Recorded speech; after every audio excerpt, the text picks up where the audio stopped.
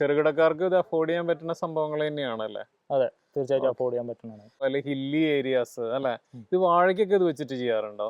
വാഴയ്ക്ക് ഇത് വെച്ച് ചെയ്യാറുണ്ട്. ഓക്കെ. അപ്പൊ എന്ത് ടെറൈൻ വ്യത്യാസം വരുമ്പോൾ നമ്മൾ എന്ത് ചാലഞ്ചസ് നമുക്ക് വരില്ല?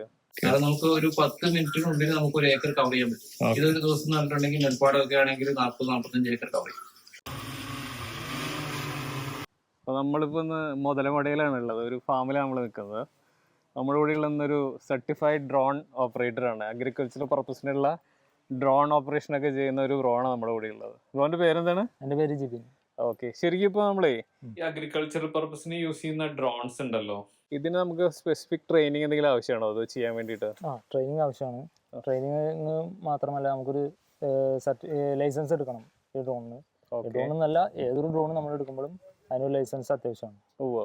അതേമാതിരി നമ്മൾ നോർമൽ ഒരു ഡ്രോൺ പറത്തുന്നതും ഇത് തമ്മിലുള്ള വ്യത്യാസങ്ങൾ എന്താ വരിക ശരിക്കും? ഇല്ല, വ്യത്യാസങ്ങളൊന്നുമില്ല. പക്ഷെ നമുക്ക് ഡ്രോൺ ഒരു മിനിമം കാറ്റഗറി ഡ്രോണിന്റെ മേലേക്ക് നമുക്ക് ഫ്ലൈ ചെയ്യണമെങ്കിൽ ലൈസൻസ് അത്യാവശ്യമാണ്. അപ്പോൾ നമുക്കത് ഏത് ഡ്രോണും ചെയ്യാം. അതിപ്പോൾ സ്മോള്, മീഡിയം, ലാർജ് അങ്ങനെ 3 കാറ്റഗറിയിലാണ് ഡ്രോണുകൾ വരുന്നത്. അപ്പോൾ ഇത് അഗ്രികൾച്ചർ ഡ്രോണാണ്. ഇത് സ്മോൾ കാറ്റഗറിയിലാണ് വരുന്നത്. അപ്പോൾ എനിക്കിത് ഫ്ലൈ ചെയ്യാം, അല്ലെങ്കിൽ സ്മോൾ കാറ്റഗറിയിലുള്ള ഏത് ഡ്രോണും ഫ്ലൈ ചെയ്യാം. ബ്രോ അപ്പോൾ എവിടെ നിന്ന് ഇതിന്റെ ട്രെയിനിങ് ഒക്കെ എടുത്തു? ഞാൻ കാസർഗോഡ് AUAS എന്നുള്ളൊരു സാധനം. എത്ര നാളത്തെ ട്രെയിനിങ് ആണ് അത്? എനിക്കൊരു 13 ദിവസത്തെ ട്രെയിനിങ് ആയിരുന്നു. അത് പക്ക പ്രാക്ടിക്കൽ ആയിട്ടുള്ള ട്രെയിനിങ് ആണ്? പക്ക പ്രാക്ടിക്കൽ ആയിട്ട്. ഓക്കെ. അപ്പോൾ നമ്മൾ ഈ ഇപ്പോൾ പല ടൈപ്പ് ഓഫ് ഫാമുകളിൽ അല്ല, മെയിനായിട്ട് ഫാമുകളിലാണല്ലോ ചെയ്യുന്നത്. എന്തൊക്കെ ക്രോപ്പുകളുടെ ബ്രോ ചെയ്തിട്ടുണ്ടാവും ഈ 2 വർഷത്തില്? നെല്ലിനാണ് കൂടുതൽ ചെയ്തത്. ഏറ്റവും കൂടുതൽ നെല്ലിനാണ് ചെയ്തത്. ഓക്കെ. പിന്നെ അത് കൂടാതെ പിന്നെ കവുങ്ങുണ്ട്. ഇപ്പൊ നമ്മൾ ഇവിടെ ചെയ്തോണ്ടിരിക്കുന്ന മാവിന്റെ ഒക്കെയാണോ? ഇവിടെ മാവ്. ഓക്കെ. അപ്പൊ ഇതില് എന്ത് ചാലഞ്ചസ് ഒക്കെ എന്തൊക്കെയായിരിക്കും ഇതില് വരുമ്പോ? കാരണം ഇത് അത്യാവശ്യം വലിപ്പമുള്ള സാധനമാണല്ലേ, 25 kg വരെയൊക്കെ ക്യാരി ചെയ്യാൻ പറ്റുന്ന ഡ്രോൺസ് ആണ് എന്നുള്ളത് എനിക്ക് അറിയാൻ കഴിഞ്ഞു. ശരിയല്ലേ? അപ്പൊ അതിലിപ്പോ ഒരു നോർമൽ ചെറിയ ഡ്രോൺ പരത്തുന്നതും ഇതിലിപ്പോ ക്രാഷ് ആവാനുള്ള ചാൻസസോ അല്ലെങ്കിൽ അങ്ങനെയൊക്കെ ഉണ്ടാവോ? അതിൽ കൂടുതലായിരിക്കും, അല്ലെങ്കിൽ വിൻഡ് വരണതോ എന്തൊക്കെയായിരിക്കും അതിന്റെ ചാലഞ്ചസ് മെയിനായിട്ട്? ക്രാഷ് ആവാനുള്ള ചാൻസ് ഇതിൽ കുറച്ച് കൂടുതലാണ്. കാരണം ഒബ്സ്റ്റക്കിൾസ് ഉള്ള ഏരിയയും കൂടുതൽ പ്ലോട്ടുകളും. പിന്നെ വിൻഡും ഒരു പ്രശ്നം തന്നെയാണ്. നമ്മളിതൊക്കെ സർവൈവ് ചെയ്തിട്ട് നിൽക്കണം. അതിനനുസരിച്ച് നമുക്ക് ചെയ്യാനുള്ള ഇത് നമുക്ക് റെഡിയാക്കാം. ഇപ്പോൾ ഇതിപ്പോൾ ഒരു വലിയ ഫാം അല്ലാതെ ചെറിയ സ്ഥലങ്ങളൊക്കെ ചെറിയ കർഷകരുണ്ടാവുമല്ലോ, അവരെ സംബന്ധിച്ച് ഇത് ഭയങ്കര കോസ്റ്റ്ലി ആയിട്ടുള്ള സംഭവമാണ്. ഇത് പഴയ രീതിയിൽ ആൾക്കാരെ വെച്ച് ചെയ്യിക്കുന്നതിനെക്കാട്ടും ഇത് ഗുണം തന്നെയുള്ളതാണ്. കാരണം ഇത് പെട്ടെന്ന് നമുക്ക് ഏക്കറുകൾ കവർ ചെയ്ത് പോകാൻ പറ്റും. അപ്പൊ അവർക്ക് ഒരാൾക്ക് ദിവസക്കൂലി വെക്കാനായിട്ടും പെട്ടെന്ന് നമുക്ക് ഇത് തീർക്കാൻ പറ്റും. അപ്പൊ ചെറുകിടക്കാർക്ക് ഇത് അഫോർഡ് ചെയ്യാൻ പറ്റുന്ന സംഭവങ്ങൾ തന്നെയാണല്ലേ? അതെ, തീർച്ചയായിട്ടും അഫോർഡ് ചെയ്യാൻ പറ്റുന്നതാണ്. പിന്നെ ഞാൻ ഒരു കാര്യം ചോദിക്കാൻ വെച്ചാൽ, അതായത് നിങ്ങളിപ്പോ പല ടെറൈനിൽ ഇത് ചെയ്തിട്ടുണ്ടാവുമല്ലോ. ഇപ്പൊ നെൽവയലാണെങ്കിലും അല്ലെങ്കിൽ ഹില്ലി ഏരിയാസ് അല്ലെ, ഇത് വാഴയ്ക്കൊക്കെ ഇത് വെച്ചിട്ട് ചെയ്യാറുണ്ടോ? വാഴയ്ക്ക് ഇത് വെച്ച് ചെയ്യാറുണ്ട്. ഓക്കെ. അപ്പൊ എന്ത് ടെറൈൻ വ്യത്യാസം വരുമ്പോൾ നമ്മൾ എന്ത് ചാലഞ്ചസ് നമുക്ക് വരില്ല? ടെറൈൻ വ്യത്യാസം വരുമ്പോൾ നമുക്കിത് മാപ്പ് ചെയ്യാൻ കുറച്ച് പ്രശ്നങ്ങളാണ്. കാരണം നമുക്ക് ആ ഒരു ചിലപ്പോൾ റേഞ്ച് ഉണ്ടാവില്ല. ടെറൈൻ വ്യത്യാസം വരുമ്പോൾ നമുക്ക് കറക്റ്റ് ലൊക്കേഷൻ കിട്ടില്ല. GPS-ന് പ്രശ്നം വരാം. അങ്ങനെയൊക്കെ കുറച്ച് ചാലഞ്ചസ് വരാറുണ്ട്. പിന്നെ ഈ കുന്നിൻ്റെ ചെരുവായ കാരണം നമുക്ക് ആ ഒരു ആംഗിളിൽ നമുക്ക് ഒരു മാപ്പ് സെറ്റ് കറക്റ്റായിട്ട് ഫിനിഷിങ്ങോടെ ആ വർക്ക് ചെയ്ത് തീർക്കാൻ കുറച്ച് പ്രശ്നമാണ്. ശ്രദ്ധിച്ച് ഇതിപ്പോ ഒരു 25 kg ഒക്കെ കപ്പാസിറ്റി അത് വെച്ചിട്ടാണുള്ളത് ഫ്ലൈ ചെയ്യണത് അല്ലേ? അപ്പോൾ ഞാൻ പറഞ്ഞത് ഇത് എത്ര നേരം കൊണ്ട് അത് വീണ്ടും വീണ്ടും റീഫില്ല് വരും, അല്ലെങ്കിൽ എത്ര ചാർജ് നിൽക്കും ഇതിന് ശരിക്കും? ആക്ച്വലി ഈ ഡ്രോണിന് ഒരു 15 മിനിറ്റ്സേ കിട്ടുള്ളൂ. അപ്പോൾ നമുക്കൊരു 2 ടാങ്ക് അടിക്കാം. 2 ടാങ്ക് എന്ന് പറയുമ്പോൾ ഇതിന്റെ കപ്പാസിറ്റി വരുന്നത് 10 ലിറ്റർ ആണ്. അപ്പോൾ നമുക്കിതൊരു 20 ലിറ്റർ 2 പ്രാവശ്യം അടിക്കാം ഒരു ടാങ്ക് വെച്ചിട്ട്. അപ്പോൾ അത് കഴിഞ്ഞിട്ട് റീചാർജ് ചെയ്യാനുള്ള ടൈം എടുക്കുമോ, അല്ലെങ്കിൽ എങ്ങനെയാണ് അതിന്റെ ബാക്കപ്പ് എന്തെങ്കിലും ഉണ്ടാവോ വേറെ? ബാക്കപ്പ് ആയിട്ട് നമുക്ക് വരുന്നത് ഒരു 6-7 സെറ്റ് ബാറ്ററി വരുന്നുണ്ട്. അപ്പോൾ നമുക്ക് ഒരു ബാറ്ററി തീരുന്നതനുസരിച്ച് മറ്റേ ഇത് അവൈലബിൾ ആണ്. പിന്നെ ഇത് റീചാർജബിൾ ചെയ്യാൻ പറ്റും. അപ്പോൾ അത്യാവശ്യം കണ്ടിന്യൂസ് ആയിട്ട് തന്നെ ചെയ്ത് പോകാൻ പറ്റും. ഓക്കെ, നമുക്ക് എവിടെയും വർക്ക് തടസ്സം വരുന്നില്ല. കണ്ടിന്യൂസ് ആയിട്ട് നമുക്ക് ബാറ്ററി കിട്ടിക്കൊണ്ടേയിരിക്കുന്നു. പിന്നെ കഴിഞ്ഞ ബാറ്ററി നമ്മൾ ഓൾറെഡി റീഫിൽ ചെയ്യാൻ വിടുന്നു. ഇപ്പൊ ശരിക്കും പറഞ്ഞാൽ ഇത് അത്യാവശ്യം സുപരിചിതമായിട്ടുള്ള സംഭവമാണ്. ഡ്രോൺ വെച്ചിട്ടുള്ള അഗ്രികൾച്ചർ പർപ്പസിന് വേണ്ടി യൂസ് ചെയ്യണതൊക്കെ എല്ലാവർക്കും അറിഞ്ഞു തുടങ്ങിയോ, അല്ലെങ്കിൽ ഒരു പുതിയ രീതിയിലാണ് എപ്പോഴും നിൽക്കുന്നത്? അതിനെക്കുറിച്ചുള്ള അവയർനെസ് ആയോ ആൾക്കാർക്ക്, കർഷകരുടെ ഇടയിൽ? അതെ, ആയി എന്നാണ് ഇതുകൊണ്ട്. കാരണം ഞാനും ഇവിടെ ഫീൽഡിൽ ഇറങ്ങി 2.5 കൊല്ലമായി. കാരണം അതിന് മുന്നേ വന്നതാണ് ഈ ഡ്രോണും കാര്യങ്ങളൊക്കെ. അപ്പൊ എല്ലാ ഏരിയയിലേക്കും ഇത് എത്തിയിരിക്കുന്നതാണ് എന്റെ ഒരു ഇത്. ബ്രോന്റെ വർക്ക് കൂടുതൽ എങ്ങനെയാണ് ഇവിടെ ഞാൻ പറഞ്ഞ പാലക്കാട് ഏരിയ മാത്രമാണോ, അല്ലെങ്കിൽ ഇത് വിട്ടിട്ട് എവിടേക്ക് വേറെ പല സ്ഥലങ്ങളിലും ചെയ്യാറുണ്ടോ? ഞാൻ പാലക്കാട് ഏരിയ വിട്ടിട്ട് തൃശ്ശൂർ ചേർന്നുണ്ട്, കോട്ടയം ചെയ്തിട്ടുണ്ട്. ഓക്കെ പിന്നെ ഇപ്പോൾ ഇവിടെ നിലമ്പൂര്, മലപ്പുറം ഓക്കെ. എല്ലാ ഏരിയകളും ഞാൻ ഒരുവിധം ഏകദേശം എല്ലാ ഏരിയയും കവർ ചെയ്തിട്ടുണ്ട്. അപ്പോൾ ഇത് യൂസ് ചെയ്യുന്ന ഒരു എക്സ്പേർട്ട് തന്നെയാണ് ബ്രോ. അപ്പോൾ ഞാൻ ചോദിക്കുന്ന വെച്ചാൽ ഒരു ആദ്യമായിട്ട് ചെയ്യുന്ന ഒരാൾക്ക് ഒരു സ്റ്റാർട്ടറിനെ സംബന്ധിച്ച് എന്തൊക്കെ പിഴവുകൾ വരാം, അല്ലെങ്കിൽ ശ്രദ്ധിക്കേണ്ട കാര്യങ്ങൾ എന്തായിരിക്കാം? ശ്രദ്ധിക്കേണ്ടത് കൂടുതലായി ഞാൻ പറയുമ്പോൾ ഡ്രോൺ ആയിട്ടുള്ള ഒരു കണക്ടിവിറ്റി വേണം. അതായത് ഇത് എവിടെ ഒബ്സിക്കിള് എവിടെ ഇടിക്കും അല്ലെങ്കിൽ ഇടിക്കാതെ ഇരിക്കും. പിന്നെ മാപ്പിങ്ങിനെ കുറിച്ചുള്ള അത്യാവശ്യം ബേസിക് ആയിട്ടുള്ള കുറച്ച് കാര്യങ്ങൾ വേണം. ഓക്കെ. പിന്നെ ഡ്രോൺ നമുക്ക് ഒരു കൺട്രോൾ ചെയ്തുള്ള പരിചയം നമുക്ക് ഇതേപോലെ എക്സ്പീരിയൻസ് ആയിട്ട് തന്നെ ചെയ്തെടുക്കാൻ പറ്റുള്ളൂ. മെല്ലെ മെല്ലെ തുടങ്ങിയാലല്ലേ ചെയ്യാൻ പറ്റുള്ളൂ. അപ്പോൾ ഞാൻ പറയുമ്പോൾ ആദ്യം കുറച്ച് ഏക്കറുകൾ ചെയ്യാം.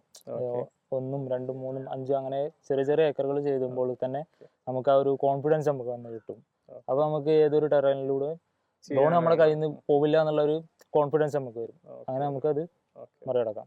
ഇപ്പോൾ പല കർഷകർക്കും ചിലപ്പോൾ ഡൗട്ട് ഉണ്ടാവും, ഇതിപ്പോൾ ഇത്രയും വലിയൊരു ഡ്രോൺ ഞാൻ എങ്ങനെ ഓപ്പറേറ്റ് ചെയ്യും, എങ്ങനെ ഹാൻഡിൽ ചെയ്യണം. അവരും ഇത് മാത്രമായിട്ട് നിൽക്കുന്ന ആൾക്കാരായിരിക്കില്ലല്ലോ അല്ലേ, വേറെ പലതിലും ഇടപെട്ട് നിൽക്കുന്ന ആൾക്കാരായിരിക്കും. അപ്പോൾ അതിന് ഒരു പരിഹാരം എന്ന് പറഞ്ഞാൽ നിങ്ങളെപ്പോലുള്ള എക്സ്പേർട്ട് ആയിട്ടുള്ള ഓപ്പറേറ്റേഴ്സിനെ അവർ ഹയർ ചെയ്യൽ തന്നെയല്ല അതിനുള്ള കറക്റ്റ് സൊല്യൂഷൻ എന്ന് പറഞ്ഞു കഴിഞ്ഞാൽ? അതെ, കറക്റ്റ് എന്ന് പറയുമ്പോൾ അത് തന്നെയാണ്. കാരണം എത്ര എക്സ്പീരിയൻസ്ഡ് ആളെ കിട്ടുന്നോ അത്രയും നമ്മുടെ വർക്ക് ഫാസ്റ്റ് ആവുന്നു, ഡ്രോൺ ക്രാഷ് വരാതെ. അപ്പൊ അവർക്ക് വേറെ പേടിയൊന്നും ആവശ്യമില്ല, അവർക്ക് അത് അറിയണമെന്ന് നിർബന്ധമല്ല. പക്ഷെ അവരുടെ കൂടെ ഒരു സർട്ടിഫൈഡ് ആയിട്ടുള്ള ട്രെയിൻഡ് ആള് ഉണ്ടാവണം എന്നുള്ള നിർബന്ധമാണ്. ശരിയല്ലേ? നമ്മളിത് ഫസ്റ്റ് കൺട്രോളിന് വേണ്ടി ഡ്രോൺ വെച്ചിട്ട് ചെയ്യുമ്പോൾ നമ്മുടെ സേഫ്റ്റിക്ക് വേണ്ടിയിട്ട് എന്തൊക്കെ പ്രിക്കോഷൻസ് എടുക്കേണ്ടി വരും ചെയ്യുന്ന സമയത്ത്? ഒരു PPE കിറ്റ് ധരിക്കുന്നത് കുറച്ചും കൂടി നമുക്ക് സേഫ് ആയിരിക്കും. പിന്നെ ഒരു ക്യാപ്പോ ഗ്ലാസോ നമ്മുടെ ഐ പ്രൊട്ടക്ഷന് വേണ്ടിയിട്ട് യൂസ് ചെയ്യുന്നതായിരിക്കും. പിന്നെ നമുക്കിത് ഒരു മാനുവലി അടിക്കുമ്പോഴാണ് കൂടുതൽ നമുക്ക് ഇതിന്റെ പ്രസ്റ്റുകളിലും ഏത്താവാൻ ചാൻസ് കൂടുതലാണ്. ഡ്രോൺ വെച്ചിട്ട് വരുമ്പോൾ നമ്മൾ ഏതെങ്കിലും അകലം പാലിച്ചാണല്ലോ നിൽക്കുന്നത് അല്ലേ? എനിക്ക് തോന്നുന്നു ചെറുകിടക്കാരുടെ ഇടയിലും വലിയ ഫാർമേഴ്സിന്റെ ഇടയിലും ഇത് പോപ്പുലർ ആയി തുടങ്ങി അല്ലേ, അഗ്രികൾച്ചറൽ ഡ്രോണിന്റെ യൂസേജ്. അപ്പോൾ ഞാൻ പറഞ്ഞ ആരൊക്കെയാണ് നമ്മൾ കൂടുതലും നിങ്ങളെപ്പോലുള്ളവരെ ഹയർ ചെയ്യാറ്? ഇൻഡിവിജ്വൽസ്? ഇൻഡിവിജ്വൽസ് വിളിക്കാറുണ്ട്.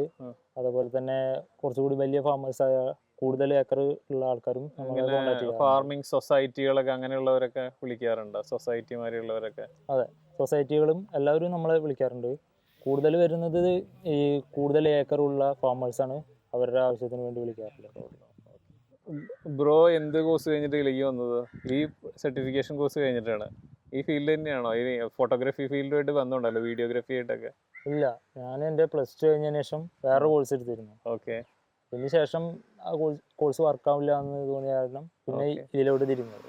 ഓക്കെ. ഇത് കേട്ടപ്പോൾ തന്നെ ഈ കോഴ്സ് കുറച്ച് ഇൻട്രസ്റ്റിംഗ് ആയി തോന്നി. ഡ്രോൺ അങ്ങനത്തെ ഒരു ഫീൽഡ് കേൾക്കുമ്പോൾ തന്നെ ഭയങ്കര താല്പര്യത്തോടെ ഇൻട്രസ്റ്റോട് ചെയ്യണ പണി തന്നെയാണ്. അതെ അതെ, ഇത് നല്ല താല്പര്യമാണ്. കാരണം ഓരോ ദിവസം ഓരോ ചാലഞ്ചസ് ആണ് കിട്ടുക, ഓരോ പ്ലോട്ട് ഓരോ ചാലഞ്ചാണ്. പിന്നെ കുറെ ട്രാവൽ ചെയ്യാൻ പറ്റുന്നുണ്ട്. ഫിനാൻഷ്യലിയും മെച്ചമുള്ള കാര്യങ്ങളാണ്. സ്റ്റേബിൾ ആണ് ഞാൻ. അത്യാവശ്യം വർക്കുകൾ ഉണ്ട് അല്ലേ? ഇങ്ങനത്തെ വർക്ക് ചെയ്ത പോകുന്നത്. കുഴപ്പമില്ല. ഈ ഏരിയയിലോട്ട് ഇനിയും വേണമെങ്കിൽ യൂത്തിനൊക്കെ വരാവുന്നതാണ് അല്ലേ ബ്രോ? എന്ത് പറയണു?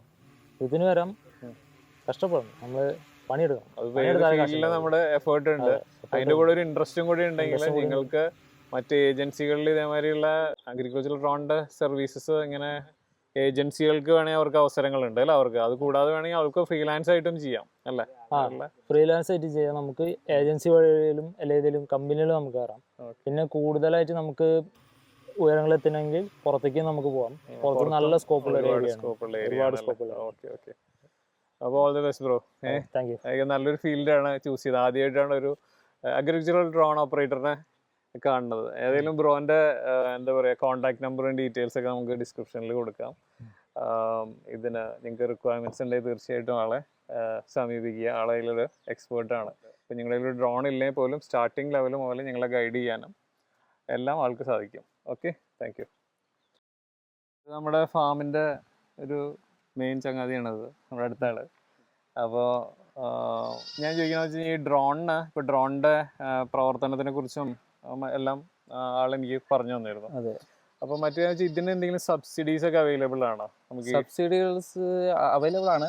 അത് കുറച്ച് കൂട്ടായ്മകൾക്കും നമ്മുടെ സൊസൈറ്റികൾക്കും ഒക്കെ ലഭിക്കാറുണ്ട്. സബ്സിഡികൾ അവൈലബിൾ ആണ്. അതിന്റെ കറക്റ്റ് ഫോർമാലിറ്റീസ് അറിയണമെങ്കിൽ കൃഷിഭവനിലോ അല്ലെങ്കിൽ അടുത്തുള്ള ബ്ലോക്കിലോ അന്വേഷിച്ചാൽ കൊടുക്കുന്നുണ്ട് അല്ലേ?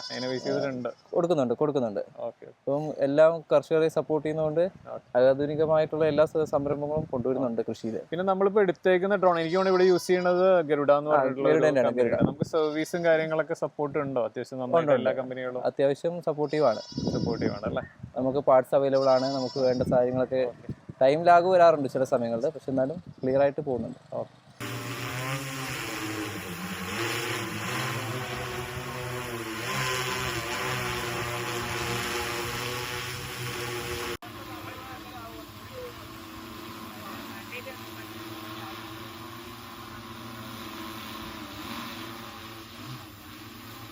മഴയത്ത് എന്താണ് നമ്മൾ അടിക്കാത്തത്? മഴയത്തടിക്കാത്തതിന്റെ പ്രശ്നം മരുന്ന് ചിലപ്പോ അതുമൊന്ന് പോവല്ലേ? മരുന്ന് പെട്ടെന്ന് പോകാൻ ചാൻസ് ഉണ്ട്. അടിക്കേണ്ട ഗുണം കിട്ടില്ല അല്ലേ? രണ്ടാമത് നമ്മുടെ ഇലക്ട്രിക്കൽ ഉപകരണങ്ങളാണ്, അതിന്റെ ഒരു പ്രശ്നങ്ങളുണ്ട്. ഓക്കെ, ഡ്രോൺ തന്നെ കംപ്ലൈന്റ് വരാനുള്ള ചാൻസ് ഉണ്ടല്ലോ? രണ്ട് ഭാഗത്തും കംപ്ലൈന്റ് പ്രശ്നമാണ്. ഓക്കെ. ഇതിപ്പോ അഗ്രികൾച്ചറൽ പർപ്പസിനുള്ള ഡ്രോൺ ആണല്ലേ? അപ്പൊ ഇതിന്റെ കപ്പാസിറ്റി എങ്ങനെ ഇതിന്റെ പരിപാടികൾക്ക്? 4 കാറ്റഗറിയിൽ തിരിച്ചിട്ടുണ്ട്. ഓക്കെ, ഇത് പറഞ്ഞിട്ടുണ്ടെങ്കിൽ 250 ഗ്രാം തൊട്ട് 25 കിലോ വരെയാണ് ഈ സ്മോൾ എന്ന് പറഞ്ഞ കാറ്റഗറി.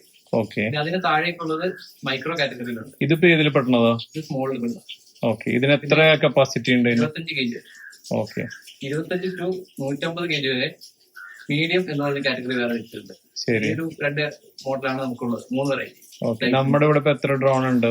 നമ്മുടെ കയ്യിൽ ഇപ്പം സ്മോൾ ആണുള്ളത്, 2 സ്മോൾ ആണുള്ളത്. നമ്മുടെ ഇപ്പൊ എത്ര ഏരിയക്ക് വേണ്ടിട്ട് നമ്മളിത് മേടിച്ചേക്കണത്? ഫാമിന് വേണ്ടിട്ട്? ഫാമിന് വേണ്ടിയിട്ടാണ് ഞങ്ങളുടെ ഫാമുണ്ട്. ഞങ്ങൾക്ക് പറഞ്ഞിട്ടുണ്ടെങ്കിൽ കവുങ്ങ് കൃഷി കാര്യങ്ങളൊക്കെ ആയിട്ട്, പിന്നെ അവിടെ അടുത്തുള്ള ഒരു ഇതുണ്ട്. അപ്പൊ എല്ലാം കൂടി പറഞ്ഞിട്ടുണ്ടെങ്കിൽ 250 ഏക്കറോളം ഏരിയ വരും മൊത്തത്തില്. അപ്പൊ ഇതില് നമ്മൾ എന്തൊക്കെ ക്രോപ്പുകൾ വരുന്നുണ്ട്? ഇതില് ഓൾമോസ്റ്റ് എല്ലാം അടിക്കുക. നമുക്ക് വരുന്ന കവുങ്ങ് വരുന്നുണ്ട്, തെങ്ങ് വരുന്നുണ്ട്, മാവ് വരുന്നുണ്ട്, വാഴ, അങ്ങനെയുള്ള എല്ലാത്തിനും അടിക്കുന്നുണ്ട്. മലയോര പ്രദേശങ്ങളിലുള്ള മലഞ്ചരക്ക് എല്ലാത്തിനും നമ്മൾ അടിക്കുക. റബ്ബറിനെ ഇപ്പൊ അടിക്കുന്നുണ്ട്. റബ്ബർ ബോർഡുകൾ ഇപ്പൊ വാങ്ങിയിട്ട് ഇതുപോലെ ചെയ്യാൻ തുടങ്ങിയിട്ടുണ്ട്. ഇപ്പോ പ്രൈവറ്റ് ആയിട്ട് റബ്ബർ ബോർഡുകൾ വാങ്ങിയിട്ട് ഡ്രോണിന് ലൈസൻസ് ഉള്ള പ്രൈവറ്റുകൾ വെച്ചിട്ട് പറപ്പിക്കാൻ തുടങ്ങി. ഇവിടത്തുള്ള ഇങ്ങനെ കർഷക സംഘടനകൾ പോലും? അതിന് കർഷക സംഘടനകൾ. ഓക്കെ.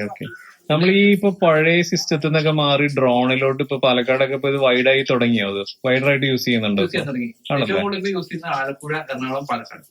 നെൽപ്പാട ശേഖരങ്ങൾ അടിക്കാനാണ് ഏറ്റവും കൂടുതൽ യൂസ് ചെയ്യുന്നത്. കാരണം നമുക്ക് ഒരു 10 മിനിറ്റിനുള്ളിൽ നമുക്ക് 1 ഏക്കർ കവർ ചെയ്യാൻ പറ്റും. പിന്നെ ഓട്ടോമേഷൻ ആണ് ഫുള്ളി. നമ്മൾ മരുന്ന് ഒഴിച്ചു കൊടുക്കുക, ടേക്ക് ചെയ്യുക മാത്രം, അപ്ലൈ ചെയ്തുക, ടേക്ക് ഓഫ് ചെയ്യുക, മരുന്ന് ഒഴിക്കുക മാത്രം. ബാക്കി ഓട്ടോമേഷനിൽ അത് തന്നെ. നമ്മള് പണ്ട് ട്രഡീഷണൽ രീതിയിൽ മരുന്നടി നടന്നിരുന്നപ്പോഴും ഇപ്പോഴും തമ്മിലുള്ള വ്യത്യാസം എന്താണ്? ഇപ്പൊ ഓട്ടോമേറ്റ് ചെയ്തപ്പോ നമ്മള് മരുന്നടിക്കാനല്ല യൂസ് ചെയ്യുന്നത്. മരുന്നടിക്കാൻ നമുക്ക് അലോഡല്ല. കെമിക്കൽ രാസവസ്തുക്കൾ നമുക്ക് അലോഡല്ല. അല്ല, കെമിക്കൽസ് വളങ്ങള് ഒരു ചെടിക്ക് ആവശ്യമായ NPK പോലുള്ള ചെറിയ ന്യൂട്രിയൻസുകൾ അടിക്കാൻ വേണ്ടിയാണ് നമ്മൾ യൂസ് ചെയ്തത്. ഒരു ദിവസം ഒരു മനുഷ്യന് ഏറ്റവും കൂടുതൽ അടിക്കാറുണ്ടെങ്കിൽ 5 ഏക്കർ അടിച്ചാഴ്ച, ചിലപ്പോ 2, 2.5, 3 ഏക്കർ. ഇതൊരു ദിവസം എന്ന് പറഞ്ഞിട്ടുണ്ടെങ്കിൽ നെൽപ്പാടമൊക്കെ ആണെങ്കിൽ 40-45 ഏക്കർ കവർ ചെയ്യും. 50 ഏക്കർ കവർ ചെയ്യാൻ പറ്റും. നമ്മുടെ ഫാമിൽ ഇപ്പൊ നമ്മളിത് യൂസ് ചെയ്ത് തുടങ്ങിയിട്ട് എത്ര നാളായിട്ടുണ്ടാവും? 2-2.5 കൊല്ലത്തോളായിട്ടുണ്ടാവും. ആണല്ലേ? ഓക്കെ. ഇപ്പൊ പാലക്കാടൊക്കെ ഒരുപാട് ആയി തുടങ്ങിയോ? അപ്പൊ സ്വന്തമായിട്ട് മേടിച്ച് തന്നെ ചെയ്യുന്ന രീതിയിൽ കുറവാണ്. ഇതിന് വില കൂടുതലുള്ളത് കൊണ്ടും പിന്നെ ഇതിനെ കുറിച്ച് അറിഞ്ഞു വരുന്നതേ ഉള്ളൂ. ഇപ്പൊ ഏകദേശം ആയി വരുന്നുണ്ട്. ഏകദേശം എല്ലായിടത്തും ഓരോ സംഘടനകൾ വാങ്ങുന്നുണ്ട്. അതുപോലെ തന്നെ കർഷക കൂട്ടായ്മ വാങ്ങുന്നുണ്ട്, പിന്നെ ഓരോരുത്തർ വാങ്ങുന്നുണ്ട്, പിന്നെ പ്രൈവറ്റ് ആയിട്ട് വാങ്ങുന്നവരുണ്ട്. ഇതിന്റെ ഓപ്പറേഷൻ വന്നിട്ട് ഇങ്ങനെയുള്ള സ്കിൽ ട്രെയിൻഡ് ആയിട്ടുള്ള ആൾക്കാരെ, സർട്ടിഫൈഡ് ആൾക്കാരെ നമ്മൾ ഹയർ ചെയ്യും അല്ലെ? തന്നെ ഇതിന്റെ കോഴ്സ് അറ്റൻഡ് ചെയ്ത് ഇതിന് അവര് എന്ത് ചെയ്യും, ഇതിന്റെ വാങ്ങുന്ന പാക്കേജിന്റെ ഒപ്പം ലൈസൻസും കൂടെ പ്രൊവൈഡ് ചെയ്യുന്നുണ്ട്. ലൈസൻസ് ഉണ്ടെങ്കിൽ മാത്രമേ ഡ്രോൺ ഓടിക്കാനും കൈവെക്കാനും പറ്റുള്ളൂ. അതിന് ലൈസൻസ് ഉണ്ട്, അതിന് ആവശ്യമായ രേഖകളും വേണം. അഗ്രികൾച്ചർ പർപ്പസിനാണെങ്കിലും ഡ്രോൺ ലൈസൻസ് വേണം അല്ലേ? ഈ ഡ്രോൺ ഇൻഷുർഡ് ആണെന്നൊക്കെ ഇടയ്ക്ക് ഇങ്ങനെ കേട്ടിട്ടുണ്ട്. ഇൻഷുർഡ് ആണ്. എങ്ങനെയാ അതിന്റെ ഫോർമാലിറ്റീസ്? എങ്ങനെയാ? ഏജൻസി ഇൻഷുർഡ് ആണ്. നമുക്ക് സർവീസ് അതുപോലെ തന്നെ റീപ്ലേസ്മെന്റ് ഇല്ല, സർവീസ് മാത്രം. ഇപ്പം വല്ല ക്രാഷ് കാര്യങ്ങൾ സംഭവിച്ചു കഴിഞ്ഞാൽ നമ്മുടെ വണ്ടി ഒരു വാഹനം ക്രാഷ് ആകുന്ന പോലെ തന്നെ നമുക്ക് അതിന് ഇൻഷുറൻസ് ക്ലെയിമിംഗ് ഉണ്ട്. ആണല്ലേ? ഓക്കെ. അപ്പൊ അതിനാണെങ്കിൽ ഇങ്ങനെയുള്ള സർട്ടിഫൈഡ് ഓപ്പറേറ്റർ തന്നെ ഹാൻഡിൽ ചെയ്യണമെന്നുണ്ടാവും അല്ലേ? സർട്ടിഫൈഡ് ഓപ്പറേറ്റർ തന്നെ വേണം. അല്ലെങ്കിൽ നമുക്ക് ഇൻഷുറൻസ് കാര്യങ്ങളുണ്ട്. കാരണം എത്ര എമൗണ്ട് സാധനങ്ങളുണ്ട്. അത്യാവശ്യം നമുക്കൊരു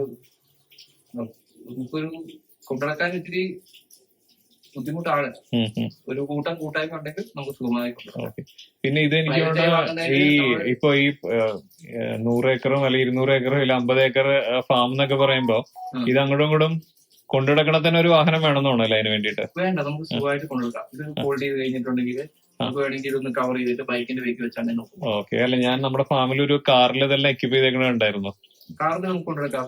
കൊണ്ടുനടക്കുന്ന നാനോ കാറിലാണ് ഇതിന്റെ ഇതുണ്ടായിരുന്നു. നമ്മുടെ എക്സ്പോ പോലെ കൊണ്ടുവന്നായിരുന്നു. പ്രൊഡക്റ്റ് പരിചയപ്പെടുത്താൻ വേണ്ടി നമ്മുടെ ഈ കമ്പനി കൊണ്ടുവന്നായിരുന്നു. അപ്പം അതൊക്കെ കൊണ്ടുവന്ന ഒരു നാനോ കാറിനുള്ളതാണ്. Generator, battery. Oh, right.